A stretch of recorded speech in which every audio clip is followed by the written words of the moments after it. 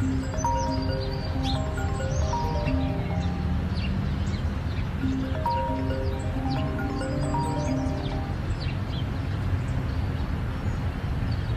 Yusuf aka, assalomu alaykum. Va alaykum assalom. Bezovta qilmadimmi? Yo'q. Zaynab yaxshimi? Yaxshi ancha. Qarang, u bir qishlog'imizga bordiz-ku. Zaynab to'ydan qochgandi. Esizdami? Esimda? Shu qishloqda bir tabib bor ekan. Meni esimda, yoshligimda ko'k ko'tal bo'lganimda o'sha tabib tuzatgan ekan. Hozir hattoki raklarni ham tuzatayotgan ekan. Xo'p. O'shanga olib borib ko'rasizmi?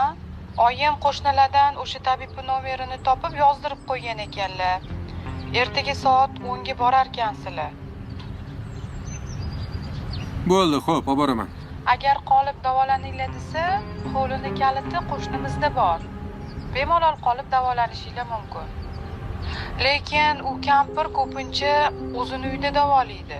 Uyda mehmonxona ochib qo'ygan. Agar u yerda qolish noqulay bo'lsa, bizani hovli ham bekor yotibdi. Xo'p, Komila, rahmat. Xo'p, sog' bo'ling. Bo'pti.